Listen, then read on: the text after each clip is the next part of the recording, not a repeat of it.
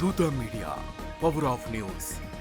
శివరాత్రి పర్వదినాన ప్రముఖ శైవ క్షేత్రాలన్నీ శివనామ స్మరణతో మార్మోగిపోతుంటాయి. మహాశివరాత్రి పర్వదినాన అభిషేకాలు, పూజలతో పరమశివుణ్ణి ఆరాధిస్తారు. రోజంతా పరమేశ్వరుని చింతనలో గడిపి రాత్రి జాగారం చేస్తారు. భగవంతుని ఆరాధనలన్నీ పగటి సమయంలో జరుపుకోవటం సర్వసాధారణం. కాని రాత్రిపూట ఆరాధన ఒక్క శివరాత్రి రోజు ఒక్క శివునికే చెల్లింది. శివరాత్రి రోజున రాత్రి సమయంలో పూజలందుకునే విశిష్ట దైవం శివుడు. పరమేశ్వరుడు త్రినేత్రుడు, శంకరుడు, శంభుడు మున్నగు నామాలు కలిగి ఉన్న భక్తులకు మాత్రం అత్యంత ప్రియమైన నామం శివ.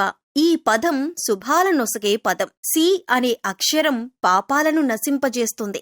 వా అనే అక్షరం ముక్తి ప్రసాదిస్తుంది. కనుకనే శివనామం శుభంకరం. శివ అను ఈ రెండు అక్షరములు మహాపాతకములను నాశనం చేయగల సామర్థ్యము గలవి. శివ శబ్దమునకు నమః జోడించి నమః శివాయ అని ఉచ్చరిస్తే అది మోక్షాన్ని ప్రసాదిస్తుంది.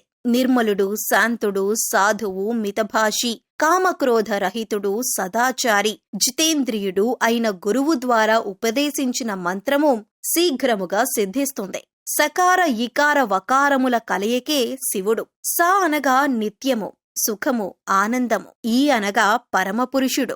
వా అనగా అమృత సమానమైన దివ్యశక్తిని ప్రసాదించు పరమపురుషుడు శివుడు అంటారు. శుభంకరుడైన శివుడికి సంబంధించిన పర్వము మహాశివరాత్రి.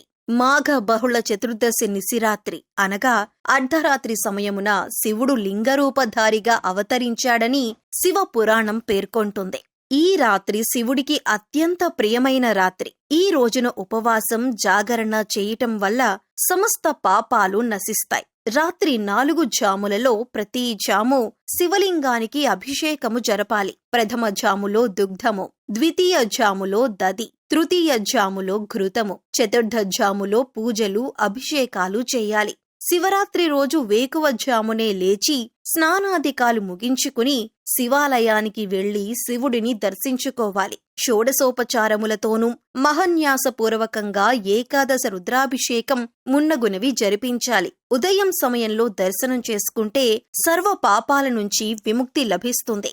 మధ్యాహ్నం దర్శనం చేసుకుంటే భవబంధ దుఃఖములు తొలగిపోతాయి. రాత్రి దర్శనం వలన అంతులేని పుణ్యరాశి ప్రాప్తిస్తుంది. హాయ్, నేను మీ ఆర్పి పట్నాయక్. ప్లీజ్ సబ్స్క్రైబ్ టు దూత media. For more updates, please subscribe Dutta Media.